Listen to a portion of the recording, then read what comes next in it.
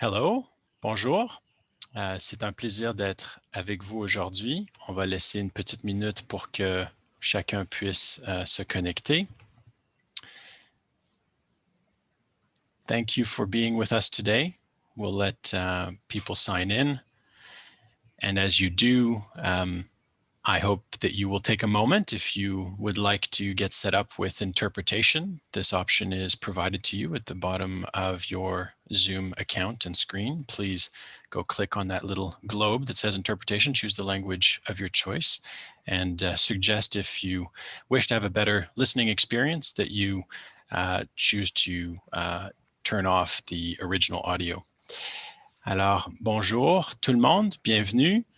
Je vous encourage rapidement, si vous le souhaitez, de vous accorder à l'interprétation qui est disponible via l'application Zoom.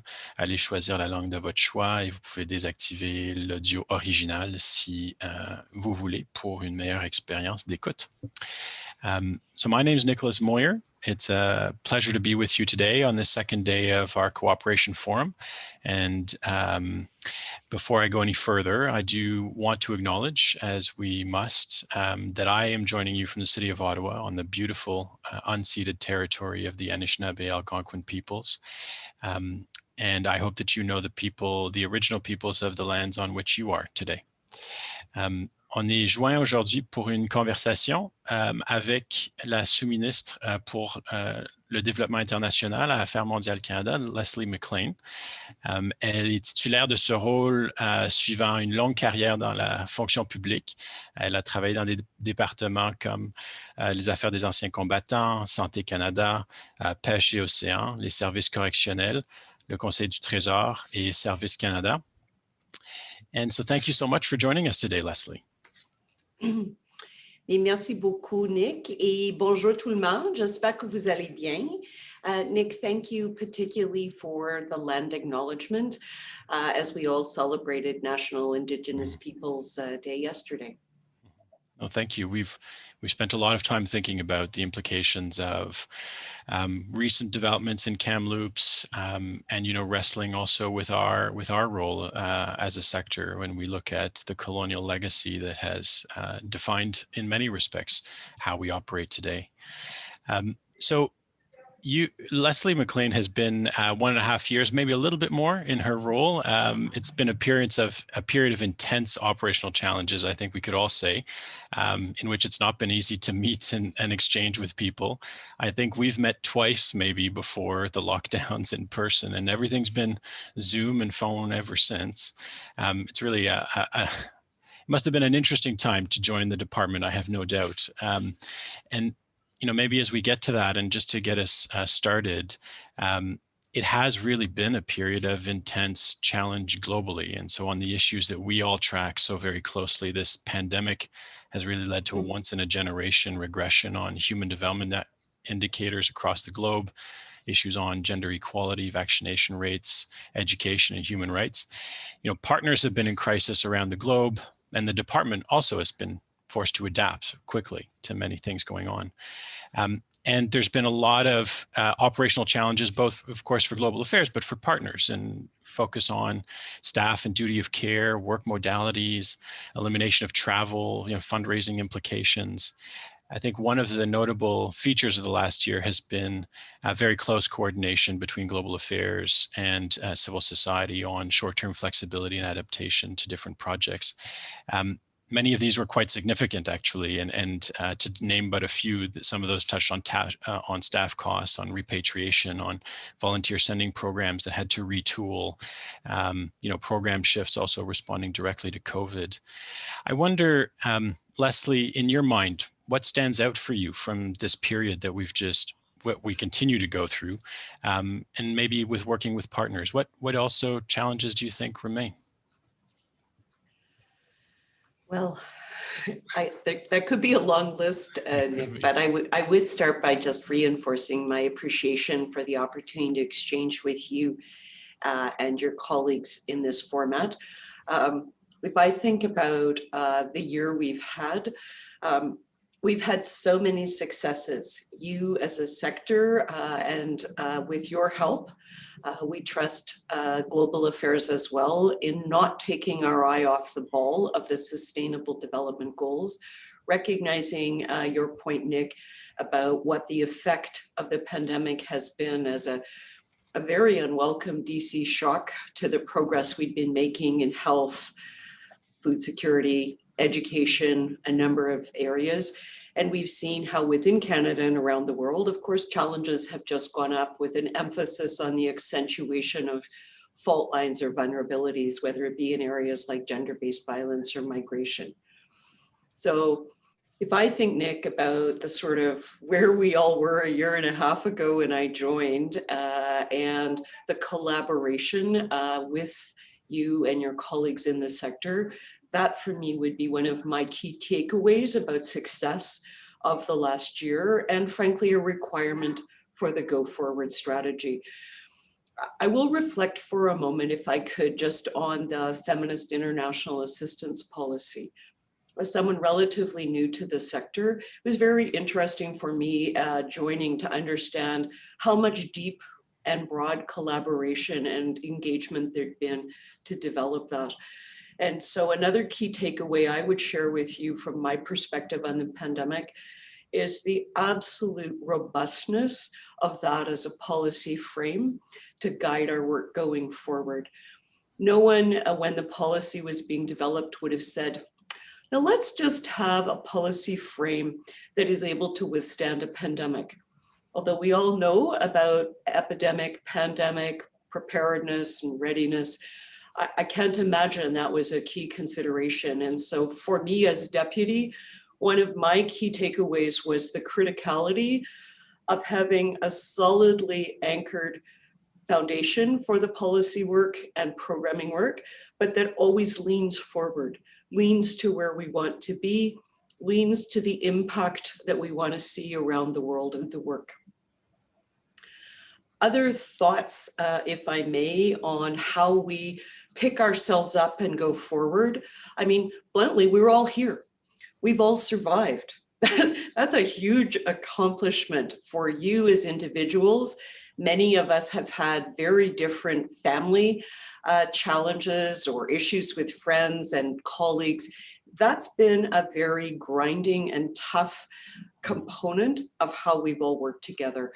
And so that you are here as a sector having your annual general meeting, that you and your organizations are still standing. I feel for global affairs that is actually one of our key accomplishments, because the staff had enormous impedance, whether it be process, whether it be what we were doing, certainly how we were doing.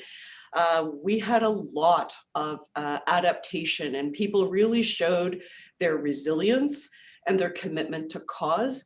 And everything I've seen suggests that you, in the wide variety of organizations you are, that you would see the same thing. But I'm interested in hearing from you on that. A few other thoughts, Nick, before I stop talking and pass for other questions or comments. Some other takeaways about the recovery from COVID, because we haven't taken our eyes off the Sustainable Development Goals. We haven't taken our eyes off why our work around the world matters. And I know the sector is very, very aligned with the criticality of why we do this work and why it matters. But a few thoughts from the pandemic, probably. One is localization. Your ability as a sector to pivot was a key contributor to global affairs' ability to pivot. Bluntly, those of you who had local partners with whom you could continue to work, even though it was virtually, that was a game changer for us in our ability to increase agreements or to pivot work. So that's a theme I think we'll come back to with you. The role of the private sector. Again, as someone who hasn't grown up in this sector, a year and a half ago, I might have been dubious about the interest of the private sector in crowding in. perhaps I'm suffering from Pollyanna syndrome, but I do think the way the pandemic has illustrated the interconnectedness of the globe, the interconnectedness of us as humans. It's not quite the butterfly wing in Mexico, but I think as citizens, and I hope as corporations, we are more attuned to the choices we make in one country and how they affect many other countries, or in the case of the pandemic, all. Another thought as a takeaway in how we build back, Nick, would be the multilateral system. And this may be a theme which resonates less for the sector.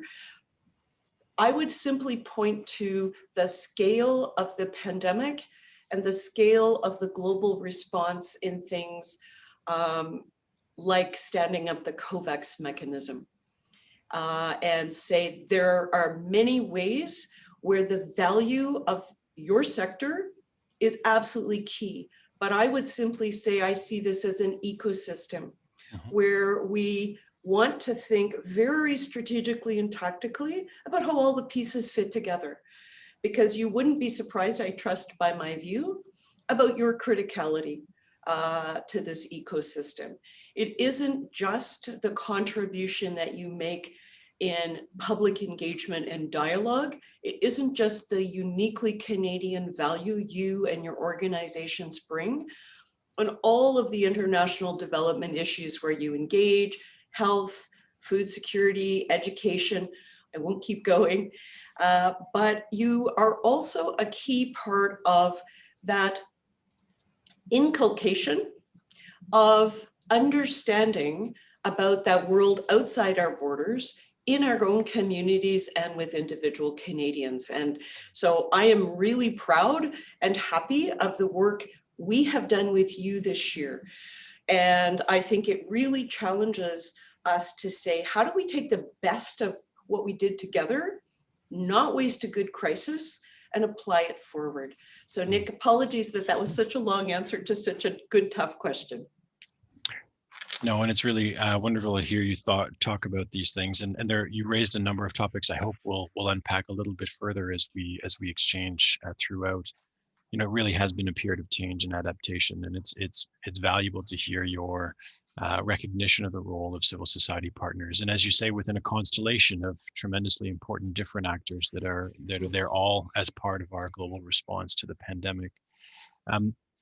I do wonder, you touched just at the end there, you were talking about sort of not wasting a good crisis. And it raises for me sort of thoughts about internal processes and reforms. And I've certainly seen, even within civil society, a very rapid sort of pickup of different shifts that are needed, you know, acceleration of operational changes that were maybe long planned and action quickly, virtual pivots, you know, a variety of things. And I know that Global Affairs has launched a number of internal reform efforts as well to sort of streamline operational processes. And of course, that's of great interest to partners.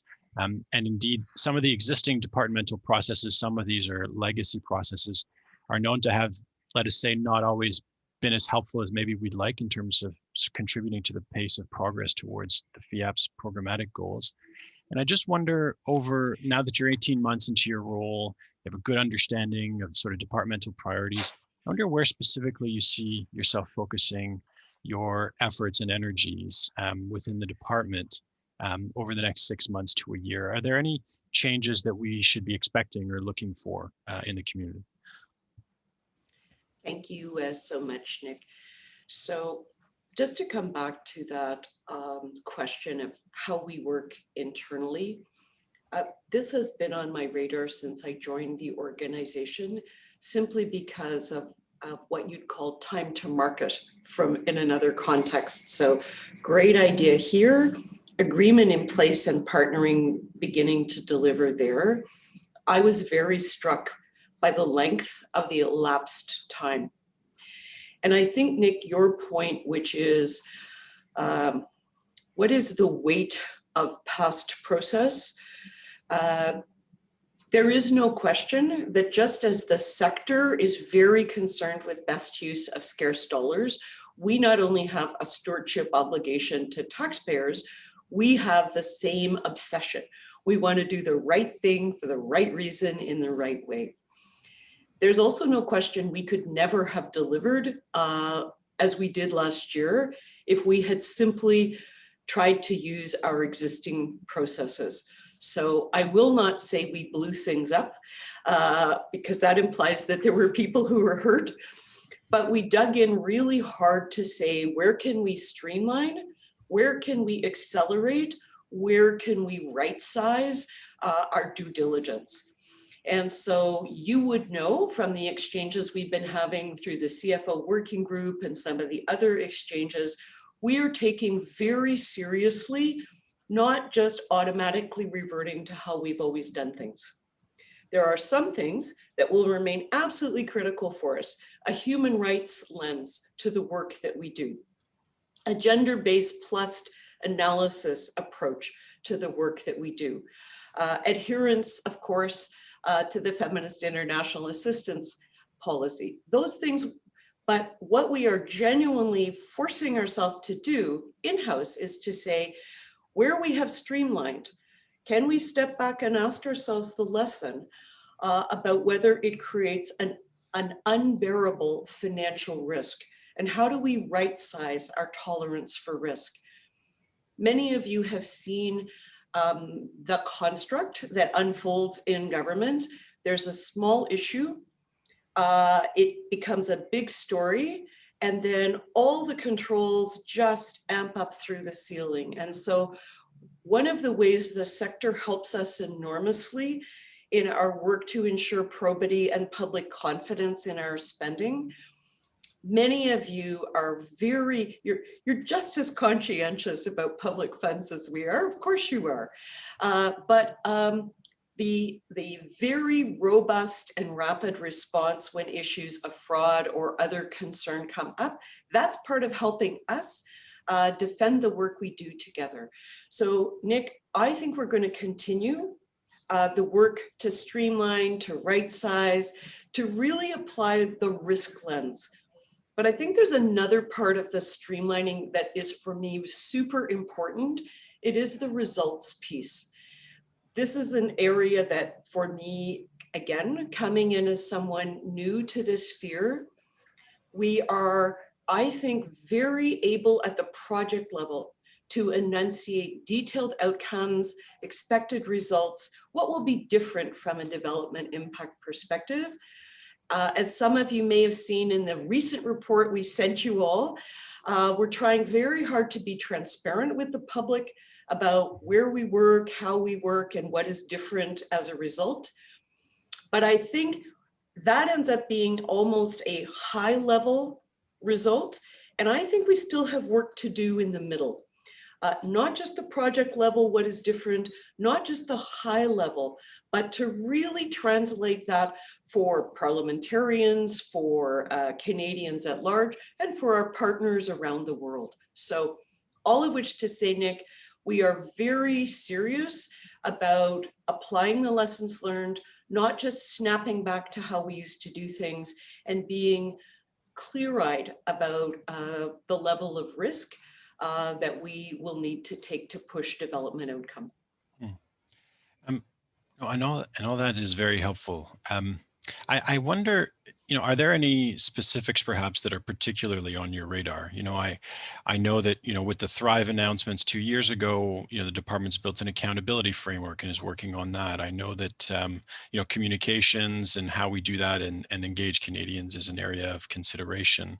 We also know that, there's a lot to deliver on the FIAP in terms of internal capacity and process changes that we may want to explore both for the department and how it engages with partners to be more effective in delivering on that. Are there any?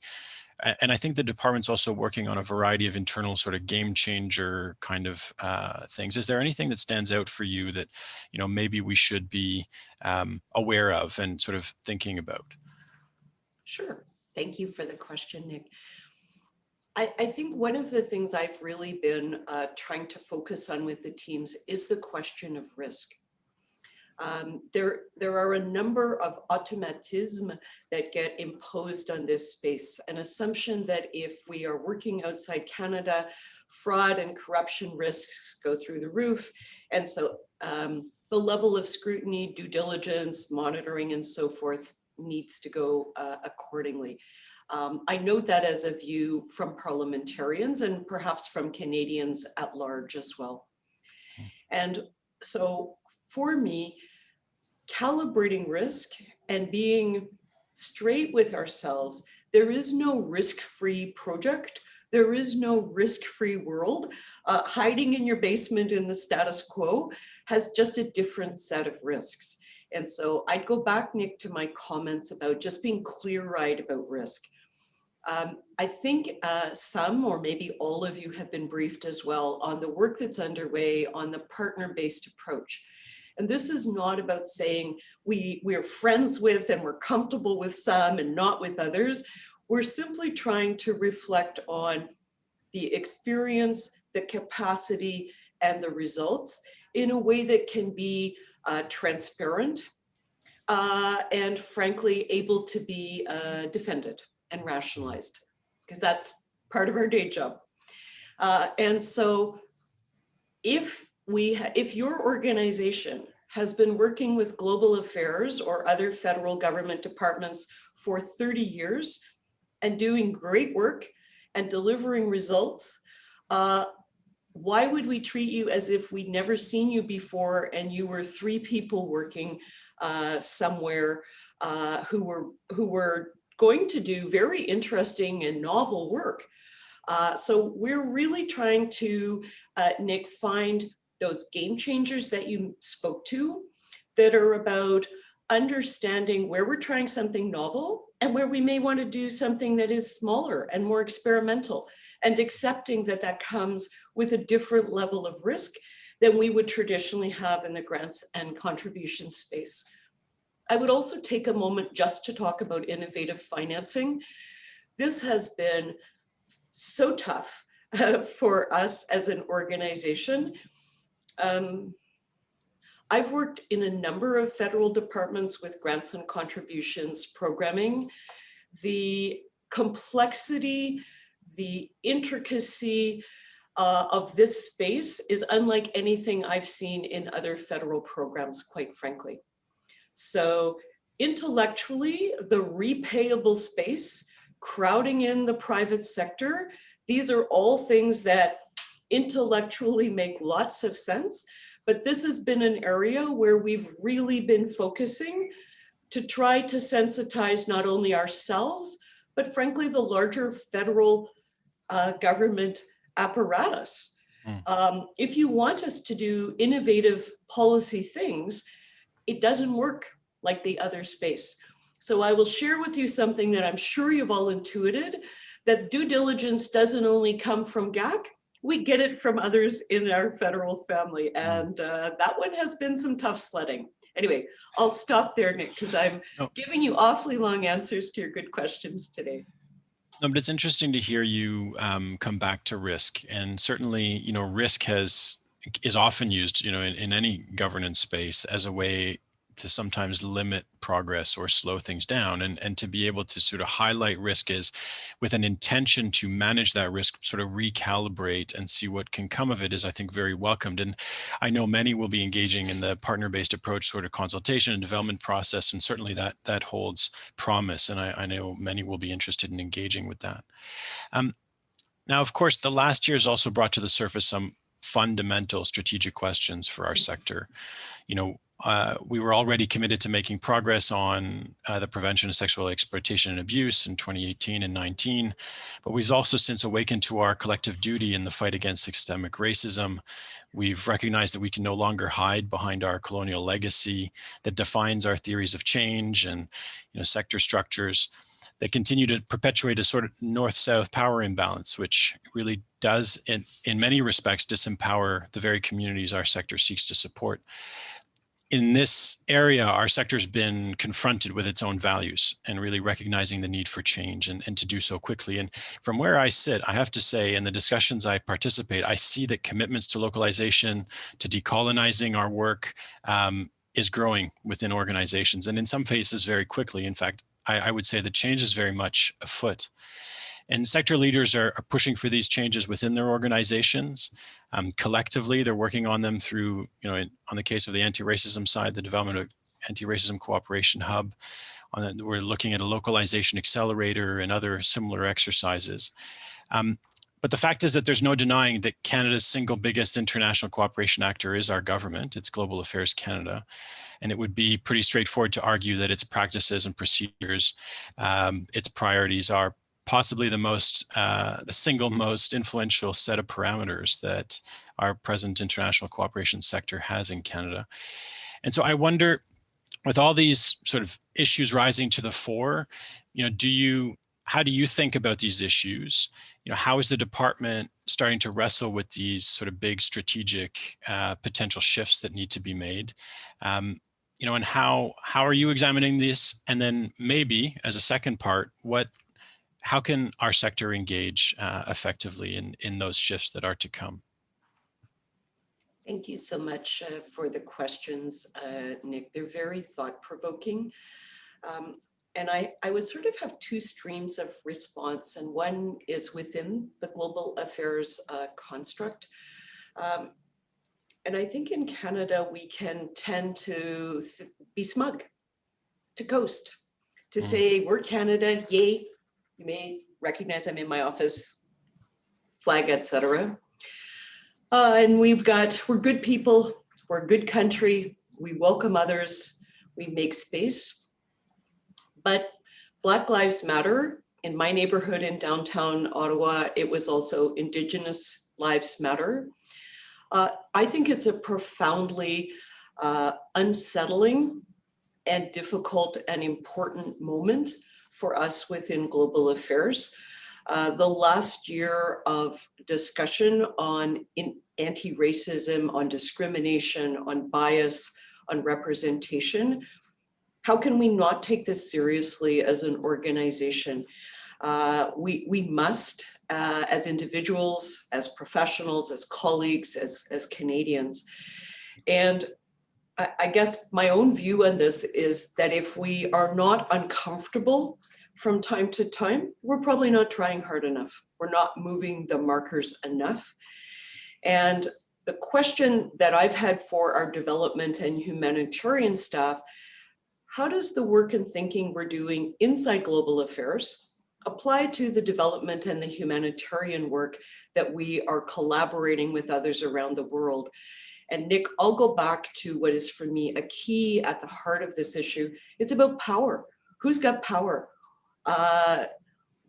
The reason that we worry about sexual abuse and exploitation is because who's got that power? And what are we doing in our organizations to address those power imbalance issues? Yesterday, I was participating with some of our staff in an initiative called Wapakoni, which is about Indigenous Canadian youth engaging with Indigenous youth in Panama. There was a Literature for Development event. It was part of our Indigenous Peoples Day celebrations. And it just reinforced for me the criticality of the listen, the learn, and the work in partnership that applies to us with Indigenous peoples inside Canada.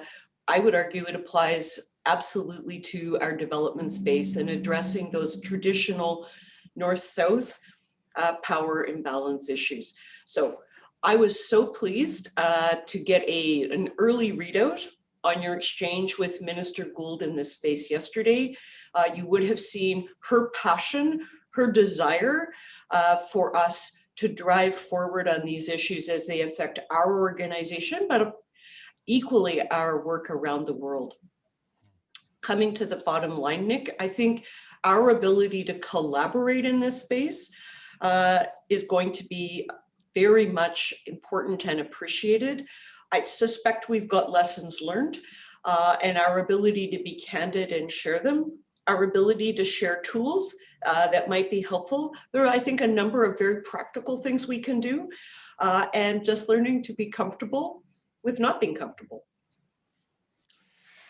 Yeah, and I think that's definitely going to be important as we seek to build a sector that can claim to be anti-racist, and I think we're still quite far from that. You know, really, when we look at our structures, whether that's an HR perspective or it's a programmatic perspective, and it really does beg a lot of those bigger questions around localization and what localization will mean for us as a sector. There are significant departmental commitments through the Grand Bargain to localization. But I wonder, is that topic rising to the fore? How is the department looking at a question as big as localization and how its own processes may need to be adapted and potentially in very significant ways to speak to localization? Well, I really appreciate the question, Nick. As you would have gathered from my opening volley, this was for me one of my bigger learnings in the pandemic was the criticality of you as a sector and your local partners. And I have, 10 examples I could think of immediately where pivoting was able to happen because there were partners in place on the ground. And it isn't just that localization is part of the Grand Bargain commitments we made, which does matter. But I think it has enormous promise at getting to the heart of those issues around power imbalance, solutions that are adapted for and by the people they're meant to be supporting. And this is certainly an area where I would like to see ongoing engagement between the sector and ourselves. And I think we may even have some lessons learned that we could harvest and think about how we apply from the pandemic itself. Well, no, thank you for that. I think I would tell you that localization is one of the dominating features of our conversations as a sector today. And, for many, it's actually not even the right yardstick, and we should be focusing on decolonizing our work. And I think I would signal, really to you our sector's deep commitment and growing and desire to work with the department to be able to contribute to the change that needs to be, I think, in all of our collective futures. And I in so saying, I really do repeat that I think global affairs has an overwhelming influence on how our systems are and operate. The funding modalities that exist in place have a direct impact on the organizations that live within that ecosystem. And that's not true only to Canada, of course. But it's important for me to, I think, pause on the importance of consistent and deliberate and intentional partner engagement. I think at every stage of the department's examination of these strategic questions. And I think, that's something that is always worth looking at. And whether it's through the CSO partnership policy or other mechanisms, I think there's a very strong interest by the sector to engage. And I think all of this for me is important and something to hang on to. I know we'll find other venues to talk about these topics. Now, I do want to switch track a little bit and share some questions that were asked by our members in advance. We'll see how long this takes us. For those that are with us watching online, if you do have questions, you can share these through the Q&A function and others can upvote them. We'll get through a couple of questions first, and if we have time, we'll take a few then from our participants. So one of the, obviously, this may seem like an obvious question, but I could have led with it. We are seeing so many impacts of the pandemic, particularly on women and girls right across the globe. Canada has a feminist international assistance policy. We're committed to gender equality in all of its forms and to feminist principles. And yet there have been significant setbacks caused by the pandemic. So just wondering if you have any thoughts you might share about how the department might be looking at adapting programming or reinforcing an approach in the months to come around support for gender equality, perhaps support for women-led organizations specifically, or leadership in organizations, and welcome your thoughts on sort of looking forward at challenges with respect to what is really the core direction of our feminist international assistance policy. Thanks very much, Nick. And I'll go back for a nanosecond to your localization comment and just reinforce our commitment to be engaged with you on that work on a go-forward basis. So if I think about where we are across the world in our not yet post-COVID moment, and how variable that's going to be around the world, how tricky this virus has been, and I suspect will continue to be.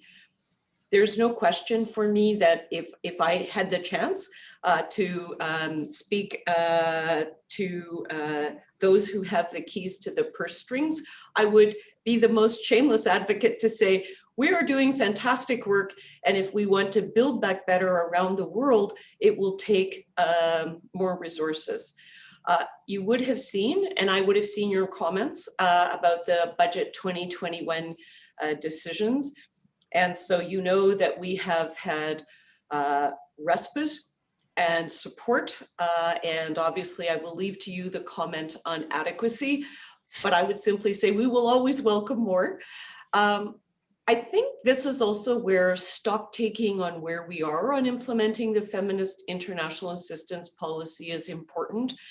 There's no question that if we look across the policy's action areas, we have imbalance in the investment for all the reasons you would understand. Of course, we're investing in things humanitarian. Of course, health is a big piece of the pie. Food security was a huge part of that for us last year, and I suspect will be going forward. Education, really important to supporting girls and societies to build back. I do think our ability to invest in some of the less funded action areas, inclusive governance, but I will particularly put the emphasis on growth that works for everyone, because just as the health consequences have been disproportionate and the gender-based violence consequences have been disproportionate, the economic ones have been as well.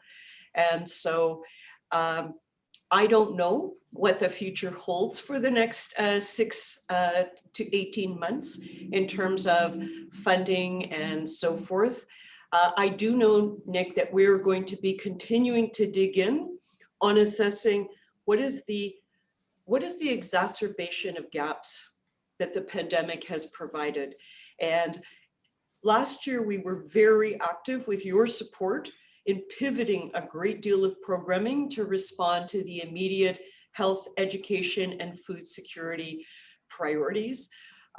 If there's one that's on my radar where we're going to really need to continue to focus, it is that economic growth that supports women and girls. Because it isn't that I'm suggesting in any way that we're going to move off the others. It's just so many countries have been hit so hard by the economic aftershocks. I think of SIDS, for example. So I'll stop there. No, thank you for that, Leslie. And interesting reflections. I welcome them. We, you know, as you well know, our sector has a critical streak. We have high, ambitions and expectations for what we should all be doing to contribute to a better, safer, and fairer world for everyone. I will say we struggle sometimes with announcements, but there was one last week at the G7, which was just extraordinary news. And that was the commitment to double Canada's climate finance over 5 years. I mean, really fabulous. It's the kind of commitment that we're looking for and that reflects broadly, I think, our shared commitments to global climate finance. It's very close to Canada's sort of calculated fair share of global climate finance. And obviously, I think anyone watching this closely will be looking forward to working with Global Affairs on how these commitments can be rolled out. Now, it may be early days and details may be limited this close to the announcement, but I wonder, Global Affairs has probably already thought a little bit about how this might be implemented. Is there anything you could share with us about, how this might be structured over the next 5 years? I also must admit, is this actually a done deal, or should we read into the fact that it wasn't in the budget itself? And so I don't know if you have any reflections on that. Would welcome them, certainly. Thank you. And I really appreciate your picking up on that particular decision, Nick. It should have been part of my comments in terms of challenge and opportunity for us going forward. Climate change being yet another area where we see disproportionate impact, of course, on women and girls. So I'll begin with the clear, firm message. That announcement included a funding decision. Yay. So that means that the bracket you would have seen in the budget that was stay tuned, more to come, that's landed. So that's funding that we're going to be working on for the 5-year plan. There are some details, of course, we'll need to work out. I think we've been thinking for about a year before I got here about how to renew that. So there's been a ton of consultation, engagement, and of course, thinking within the department to inform the government's decision. Probably the one that I would signal going forward, we're going to be really interested in work with Indigenous peoples to really get at some programming options. We'll of course be engaging going forward on that. And we are still landing a few of the airplanes. There's no question you would have seen the focus on nature and the importance of biodiversity. So we are still working out a few details. It was just June 13th, but we hope to be back with more news. But the strong, clear message I would like you to have is that the funding decision has been made. Well, that's great to hear, and I know some of it is internal stuff, but there were some other important elements to that announcement. Certainly, the grants to sort of repayable sort of balance, which is a step in the right direction. The prioritization of adaptation within that as well. I think these are things the sector is really excited about and looking forward to. A lot of questions, of course, but those will come, and we'll look at working on those with the department. Now, before we go to questions for the audience, one last from me. I mean, you made a reference to this earlier, actually. Canada is multilateralist by default, and we do need a strong multilateral order to succeed and to ensure global progress. And I would say that actually our sector advocates regularly for important global replenishment moments, whether those are Gavi, for example, or even COVAX. But when it comes to program implementation, concerns do continue regarding overhead costs of UN agencies, their accountability, the accountability of international finance institutions. There have been long concerns, perhaps, that too large a share of support from Canada is being channeled through multilateral agencies, and that's maybe up for debate. But there are different views on that. Certainly, we've heard Minister Gould repeat a commitment of getting to 25% of assistance to be channeled through civil society organizations. And I have to be honest with you, I'm asked about this actually a lot. I received questions again from some members after Global Affairs reported to the Foreign Affairs Committee a short while ago that 9.6%, I think it was, of COVID-related funding went to Canadian NGOs. Now, I know that's only one set of numbers. And actually, I believe that there's also been some real progress on this question as the share of funds to Canadian partners. If I'm not mistaken, I think in the fiscal year before COVID had it, this percentage actually went up to 24% from 17% 2 years earlier. And I'm just, tracking the funds and having a sense of, how these things are divided is of interest to our community. And can you help us understand how Global Affairs is thinking and planning around these questions? How's Global Affairs working to get to that 25%? If there are barriers to getting there, is there anything the sector can do to help work with the department to overcome these? Thank you for the question, Nick. And I take very seriously the transparency of our funding allocations and the programming choices. I think there was an opportunity, I believe, as recently as yesterday in the first of what I hope will be many more strategic coordination for to just understand what the budget 2021 decisions were. And I'll come back directly to your question about a percentage share, because go back to my very opening comments, how can we do development without engagement with and support of the civil society in this space in Canada. I think it is unimaginable to me that we would default to a uniquely multilateral approach, as some countries, I believe, have chosen to do.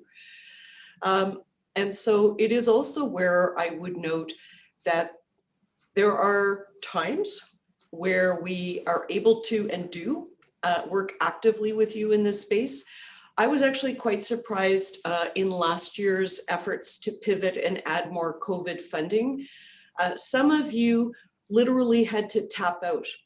Your ability to absorb and deliver you were full, your local partners were full, and our intent would have been to provide more funding to existing agreements, given the urgency and other things. And you were full. You just didn't have more capacity. So there are those kind of limiters that come in urgent situations, Nick. There are also limiters that come with the many decisions that were made around funding to support COVAX, where as a country, I think we were second in the world after Germany in meeting our burden share in that space. As you rightly note, funding to Gavi and so forth goes there. So do we have a commitment to work with you? Absolutely. Do we have a commitment to make that a partnership? Absolutely. The trend, if we take COVID funding and other special purpose funding aside, the trend, which I have seen, was for increase in support to the sector. So I see nothing that is going to have us say we want to change that or move off that approach, Nick. So that isn't a, yes, we've got a goal at a particular date and it will be this number. It's because there will be funding decisions that will come to us. We will say, yay, it's more funding for important work, and we will implement the decisions that we receive. Well, thank you for that, of course. And of course, funding decisions, some of which are out of your control, to have an implication on how these ratios play out. And certainly, I would say that, just a quick reflection that when it comes to the sector tapping out, as you're saying, I think emergencies may find that happens, but it may also be a factor of the systems that we have in place. And there may be discussions that we could be having between the sector and the department about what some of those barriers are, and actually preparing systems that allow to deal with more. Because I would reflect back on that actually our sector can absorb a lot more than is being shared in its direction today. And so, that being said, we have a few minutes left, and I'd like to turn to some of the questions coming from our audience. Now, I don't know if you're watching us and you are able to upvote. I don't know if that scenario is possible, but I would welcome that democracy, as we don't have actually time to get through all the questions that are there. So what I'll do is I'll start with the first one that was shared, and it was really, actually, it is a topic you briefly touched on, and so would welcome if you want to expand. Oh, I see. Sorry, I'm seeing from the chat box that people can't see the question. So I'll do my best to get through as many as we can. So we have a question from Tom Cormier at the Parliamentary Centre. And he references the need to continue to build on inclusive democratic institutions. You touched on this a little bit earlier, and I think maybe he's asking, really, if I summarize, for you to expand on that. There have been commitments in the mandate letters from Minister Gould, the creation of a Centre for Peace, Order and Good Government. Do you want to expand a little bit? How is Global Affairs looking at this space? What progress maybe or developments can we expect?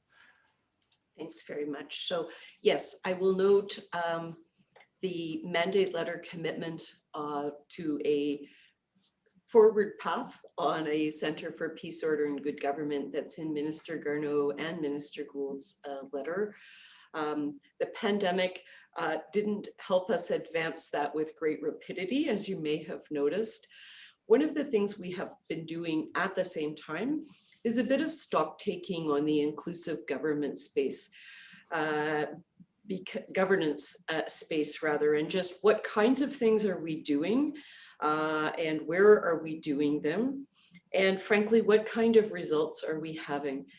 And this is where, back to my results comment, this is, I think, an invidious reality for international development. If we talk about number of people vaccinated, we can make hypotheses about how many people avoided infectious diseases and even make hypotheses about how many lives saved. Inclusive governance doesn't have the same kind of easily quantifiable return on investment. My own view is that although this is not an area where we spend billions and billions, this is a key contributor, frankly, to decolonization and to building sustainable systems where people are running their country in a democratic sense. So all of which to say, I could talk for a long time. Minister Gould, I'm sure, has already told you that she's a governance geek, and I must share with you that I share that view about this as a game changer kind of space, and one where it is difficult to hold up the $1 in, $5 back of outcome. And I'm hoping that we are going to find ways with this mandate letter commitment to make some more progress in this area. So thank you.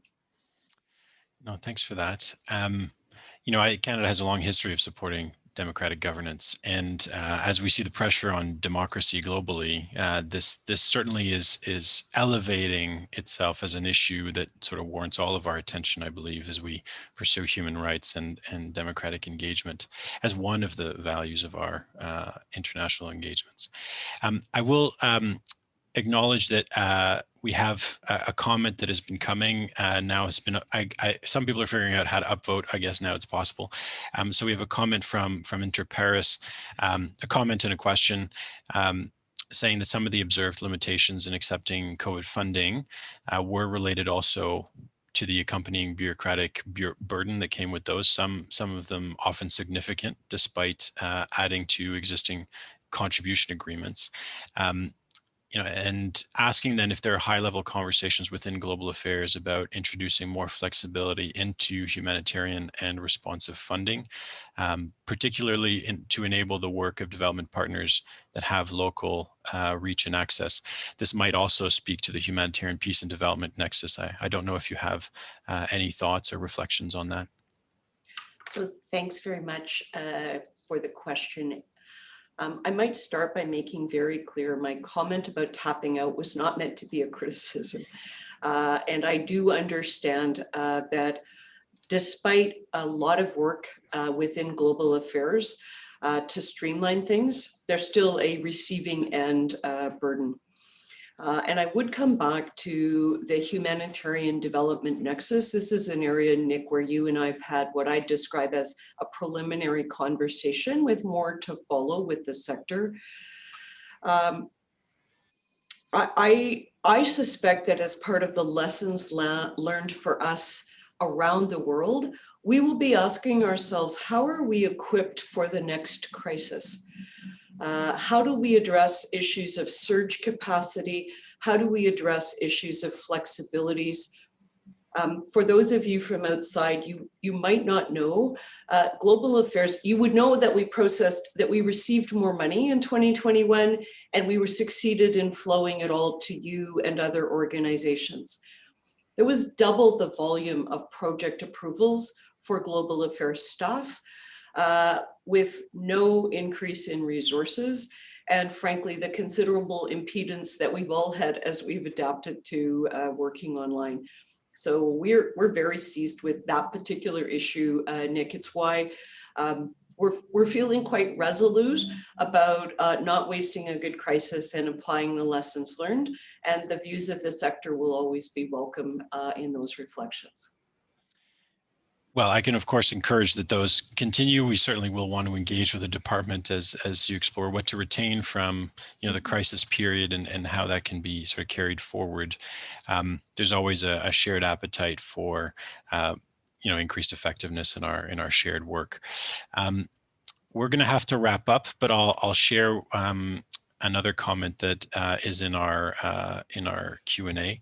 If you'd like to include a reference to this in your closing thoughts, you can certainly do that. I think, as you can understand, many of us have really been thinking about this moment in time and how we've heard conversations about building back better as a world, and really a moment for us at once in a generation time to lean in, change, influence change globally that sort of reflects the future that we want to see. And, I think for many in the sector, watching the budget earlier this year was both valuable in terms of looking back. Canada made some significant commitments to the COVID pandemic. There's no doubt about it. Among other donor countries, we've done well, but also not much really there looking forward. And I think you'll have read some of the critiques from the sector around sort of that we would like to see more, especially because of this pivotal moment in time and the contributions we feel we should make as our fair share.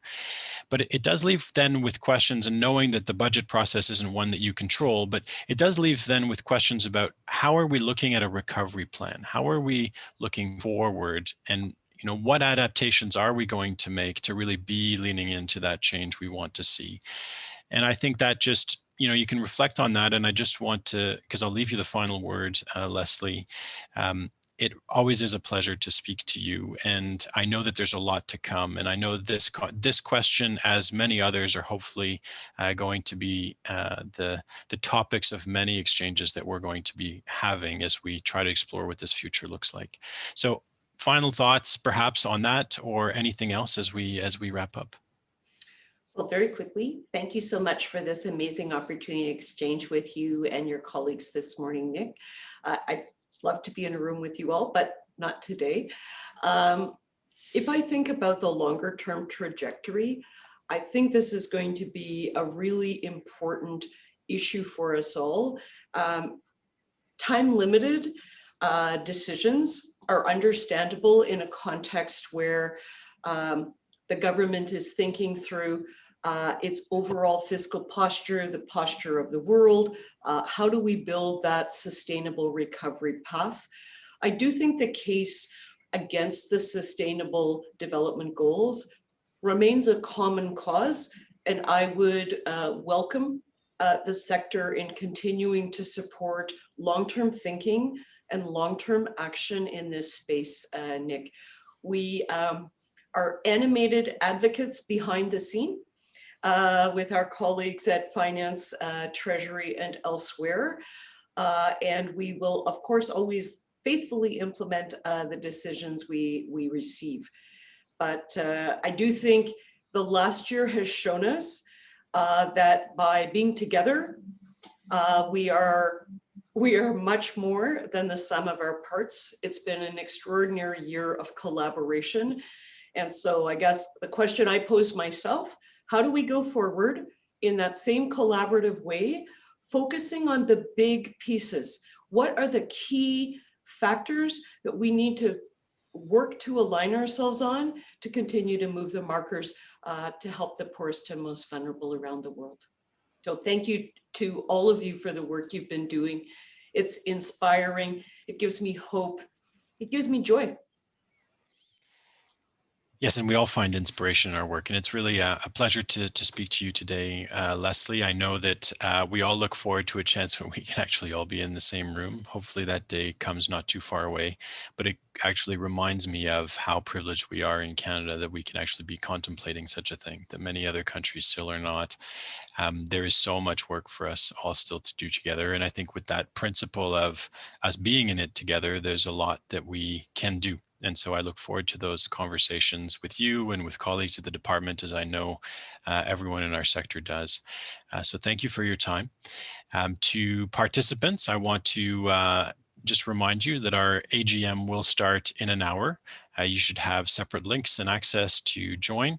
I hope you have all the materials that you need. So at 1 p.m. Eastern, 10 a.m. Pacific, we will be convening again for our annual general meeting. And so I look forward to seeing you there. Thank you again, Leslie. Merci beaucoup. Thank you all.